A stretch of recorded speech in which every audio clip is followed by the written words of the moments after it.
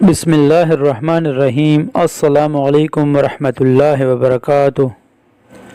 آج سورہ النصر کا بہت خاص وظیفہ ہے۔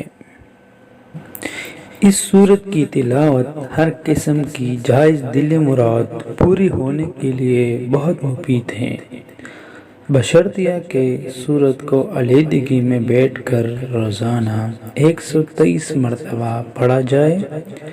البتہ ہر نماز کے بعد اسے 7 مرتبہ پڑھنے کا معمول بنا لیا جائے تو ہر مشکل آسان ہوتی چلی جائے گی۔